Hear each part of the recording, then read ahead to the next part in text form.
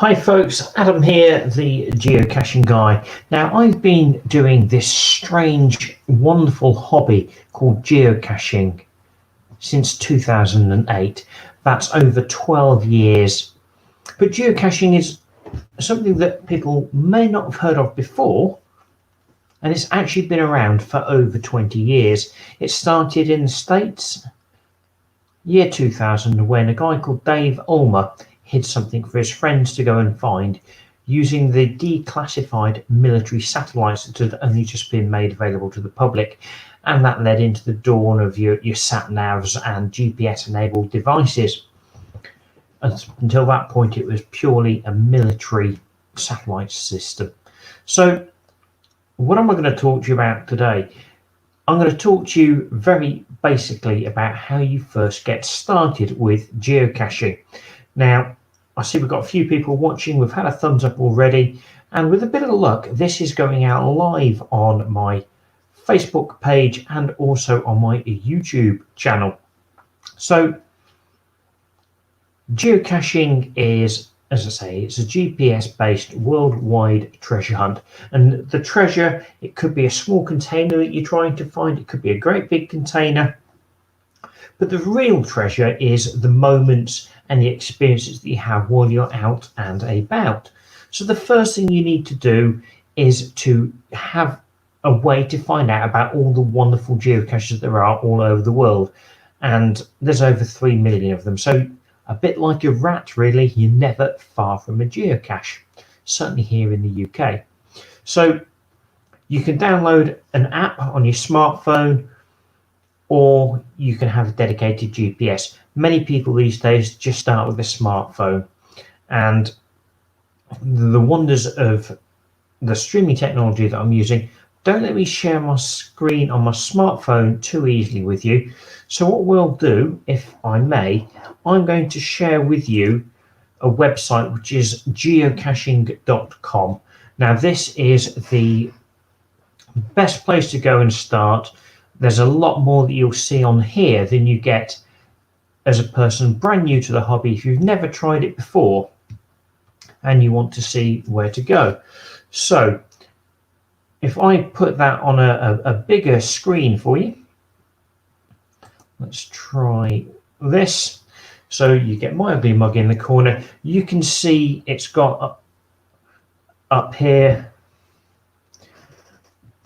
UK Cache Mag with 3,712 finds.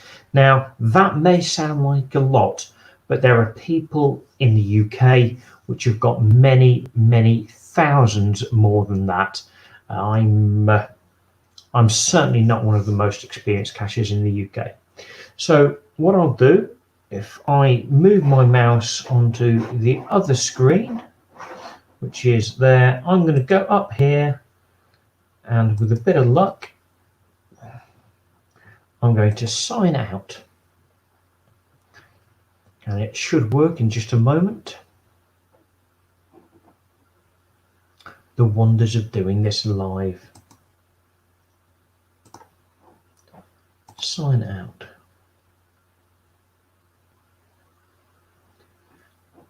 Come on. Settings, sign out.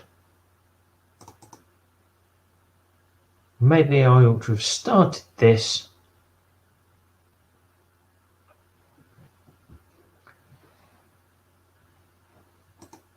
come on. For some reason it won't let me sign out.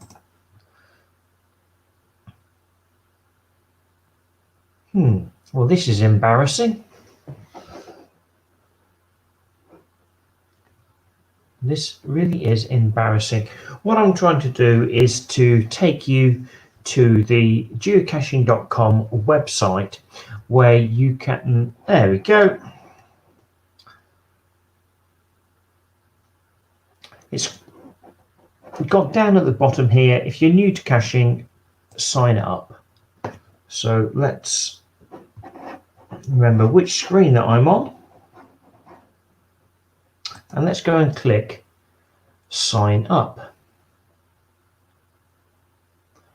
and it's whirring away. So it asks for a username and an email. So let's go Adam at the geocachingguide.co.uk.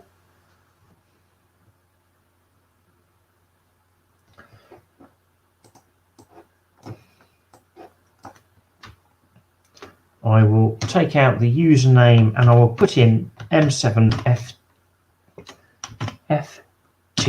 I will create myself a new username and I need a password. So let's use the securely generated password, and I'm going to tick the box because I want to receive. Nope, is it frozen again? I'm going to tick the box because I want to receive the upcoming tips. And I'm going to click next.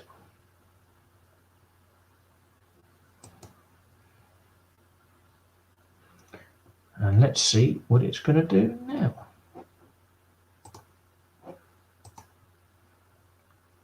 This is wonderful, isn't it? So I think because I'm trying to go through the streaming software and the capturing software, it's all going a bit slow. So click that and next.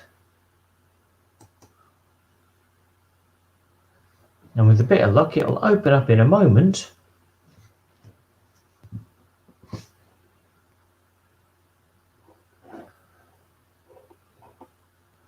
Why is this? So there we go. It sent an email through.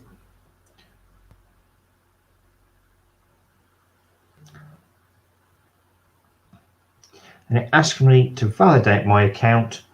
So I've clicked on that. It says I'm all set and it says I can continue.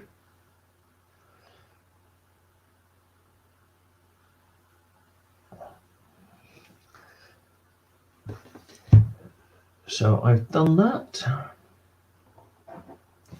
So let's go and refresh there.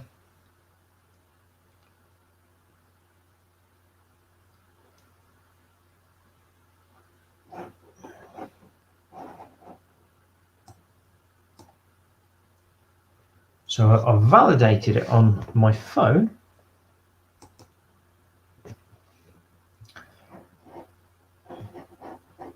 And it's taken me to a screen that lets me log in. So let me just go and get rid of the bits that are on the screen so that we can see the screen a bit better. So I'm going to go back onto the other screen. I'm going to go log in.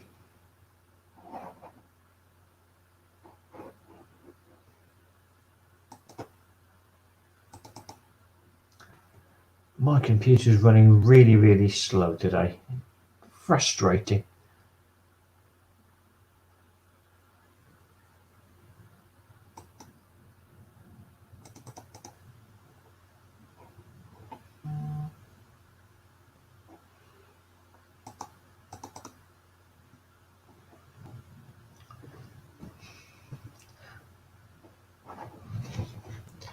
Come on, computer.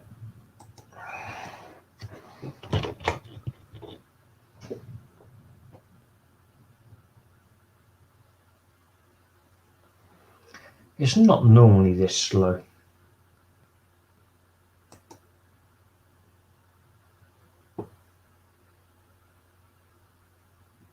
There we go.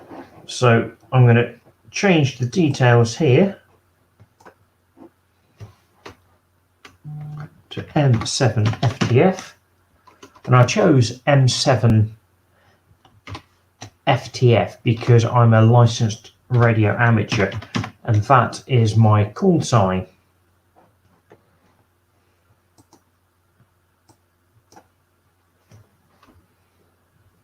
So let's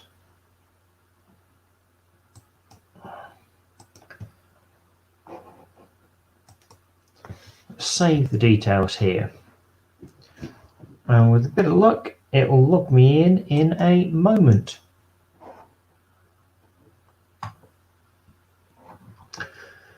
Okay, so we have the details here, and it's telling you or giving you an indication of what the basic membership is and what the premium membership is. Now, you can go geocaching for free, you can download the app for free, and you can do all of what you need to, well, not all of what you need to do. You can enjoy geocaching without paying Groundspeak any money. But the premium membership is very worthwhile. It's about £20 a year, $24.99 for the year, and it automatically renews. Or you can pay $7.99, and that will charge you every 3 months, and then it will automatically renew. Now, Groundspeak are a company based in Seattle. As much as I love them, I'm nothing to do with them. I'm not endorsing. Well, I am giving them an endorsement, but I get no commission or anything from them for doing that. So it's down to you if you choose or not choose to go down the premium, but I really would recommend it. So I'm going to stick with the basic membership for now. I don't want to select a plan, and I don't have a gift or promotion code. So I'm going to skip through that. Now, what we have got up at the top here, it's showing my username, and underneath it's showing that I've got 0 finds. Because we've only just created this account, I haven't found any geocaches on that account yet. And you can go into the settings, and if you wanted to, you can go in, you can put a location. So I'm in Coventry. You can put in some blurb, you can have titles for the forums that are in there, and you can go and put in a picture. One of the things that's worth doing, if you wanted to, you can go in and change your password. This is always worth doing. This is the home location. So if I click on that,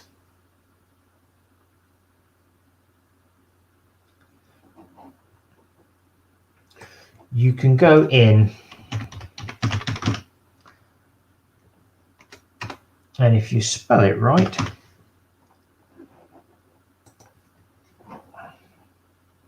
so it thinks I'm in the States. Let's zoom in.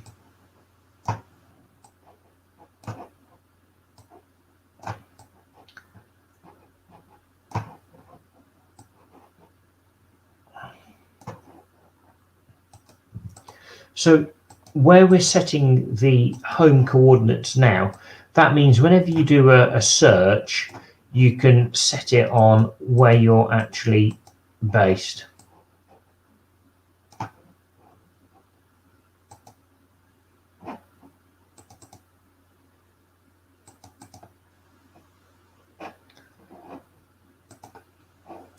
So we'll set that for now. It's not exactly where I live, but it's close enough to give an indication.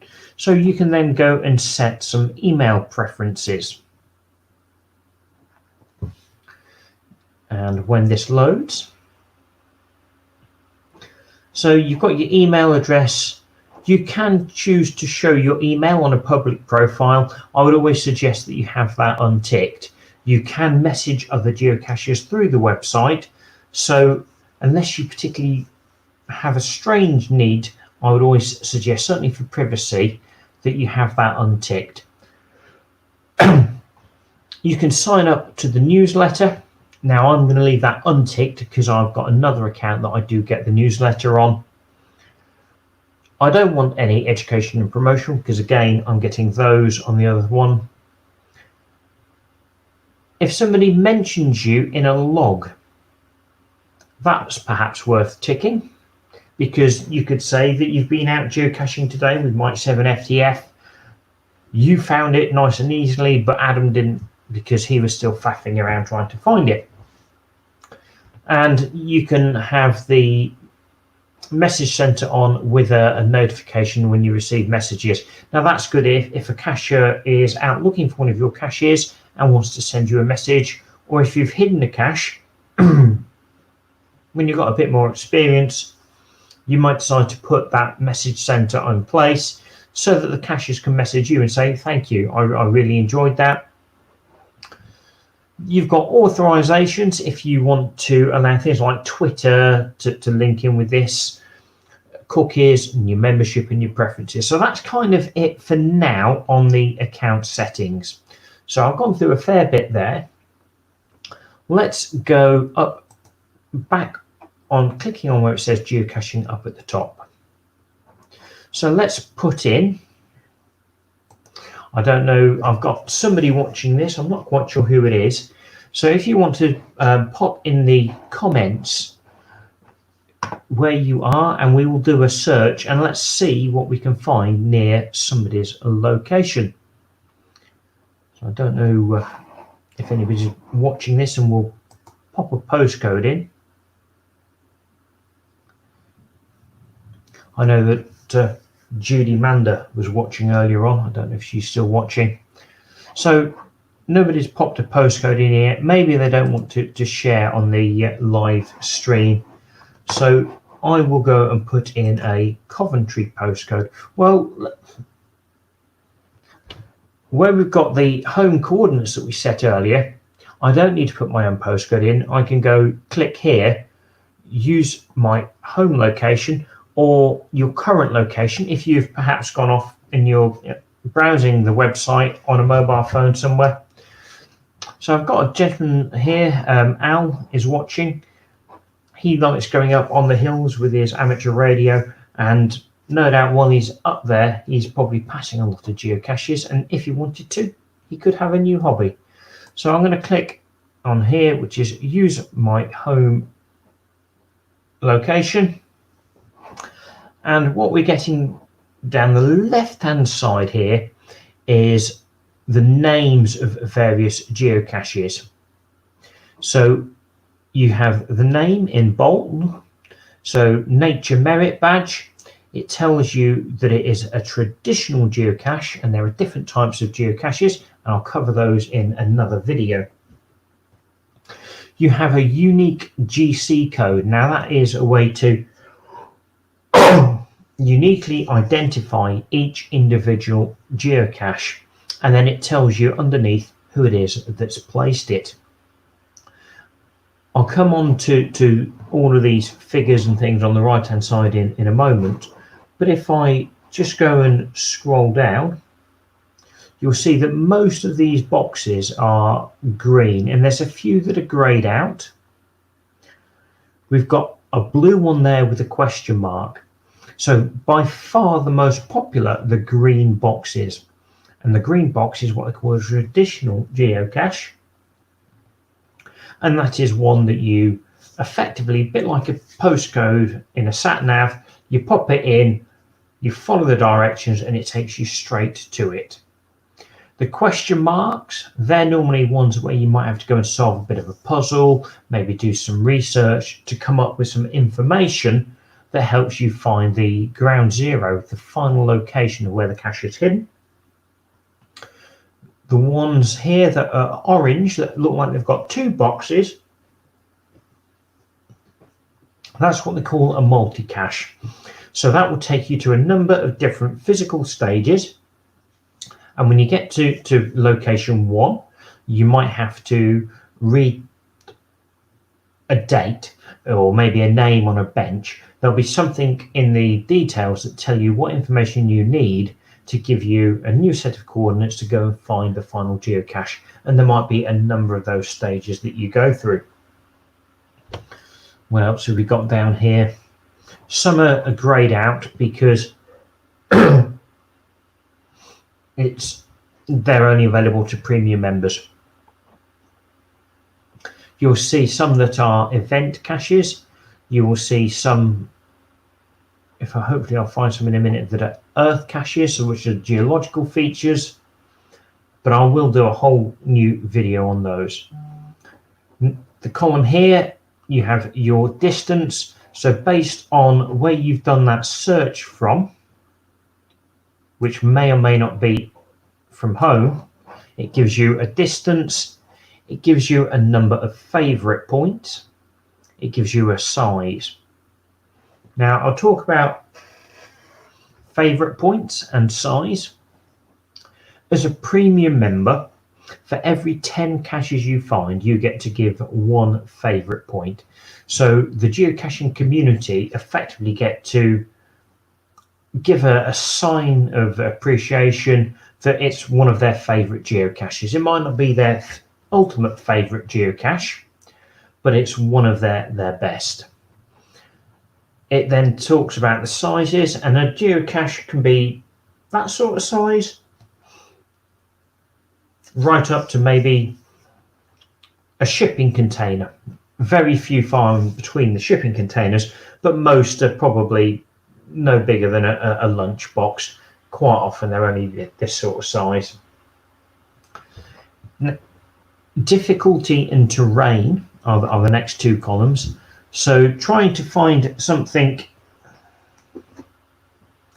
that sort of size is going to be much harder than trying to find something this sort of size. Now, it might be that it's in an area that you need to be really stealthy, or it's only available certain times of the day. So the difficulty gives you an idea of how hard it is to find the cache that you're looking for. And some of them can be really, really sneaky, really clever. The next column that you have is the terrain. And the terrain starts from 1 and goes up to 5. And they go up, the difficulty as well, 1 to 5, and they go up in half increments. So a terrain might be somewhere that's up the top of Mount Everest, and obviously that terrain is going to be much harder than something that somebody in a wheelchair could just roll to, that's on a tarmac path on a flat level in their local park or a main road. So the terrain gives you an idea of how that's going to be as well.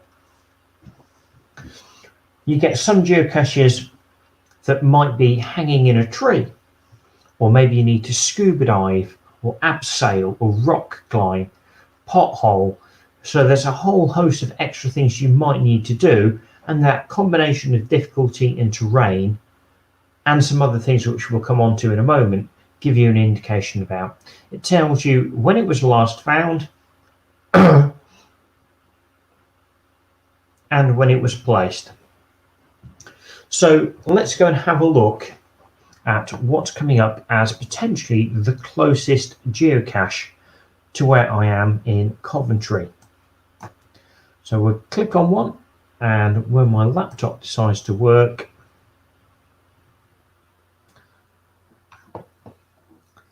so we've got here the Nature Merit Badge. Size tells you it's got 7 favorite points. I've clearly not set my location correctly because this thinks it's Rhode Island in the United States. So I need to go back and double check I've done that. It gives you some description. Oh, excuse me, yawning away. It gives you some description. You also then have, if you need it, a hint. Now, you have got a button on the website, or possibly on the app, that lets you decrypt.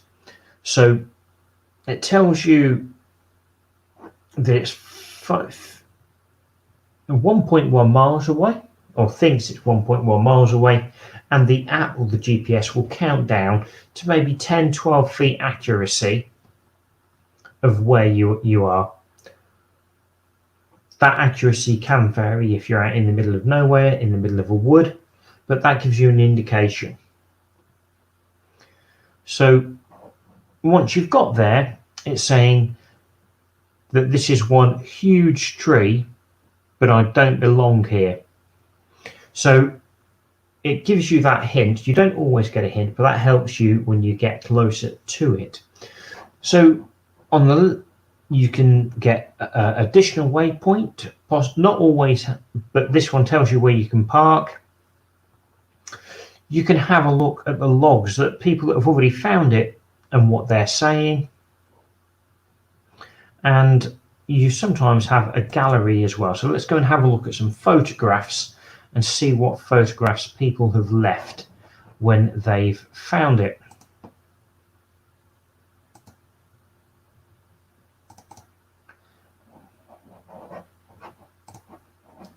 So we've got the one there. So that gives you an indication of what you're looking for.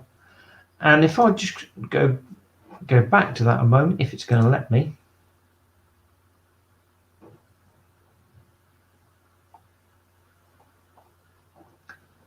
Nope, I think I've gone too far back.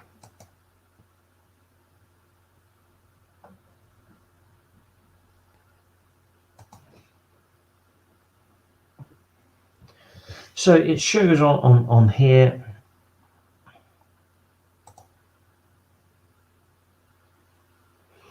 If you look closely, you can see the gentleman here is wearing what looks to be a mask. So obviously in these COVID times, be conscious of your safety. Well, always be conscious of your safety, but think about, should you be wearing masks, maybe hand sanitizer for the things that everybody's picking up. So we'll click on the next arrow. So it gives you a bit of an idea of the location. Let's have a look. So Nature Mere badge container. So there's, and it shows that oh, there's a photo that somebody decided to take. So we'll go back to the information page.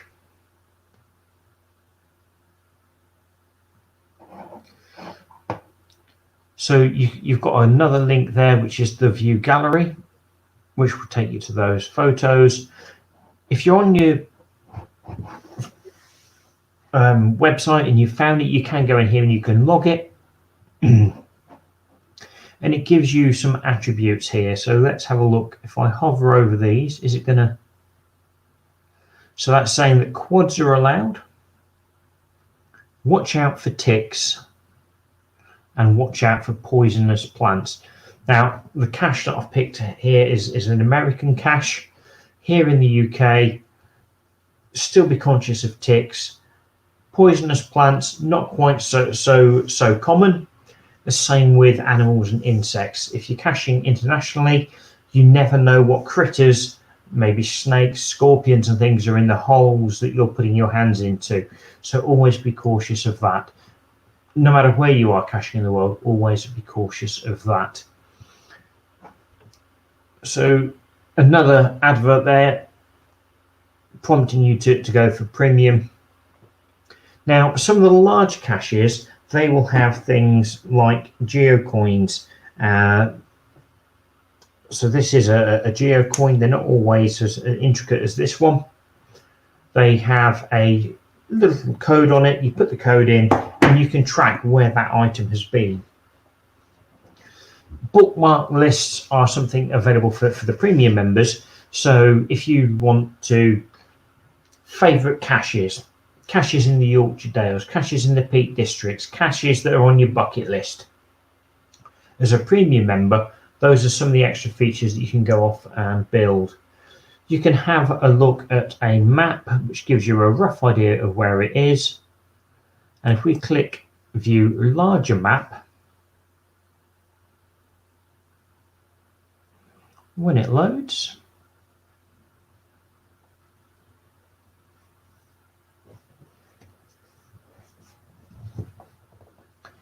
it's slow today, this whole computer.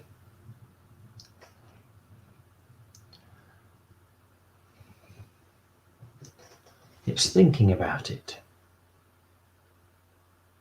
So this is giving you similar details to what we've just seen, but in a slightly more user-friendly way. And there's a little tab that you can track that out.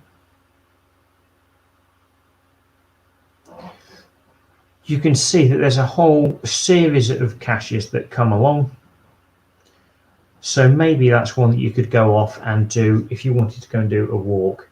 So those are some simple bits and pieces to how you get started with registering an account on the geocaching website. So I'll stop sharing for a moment.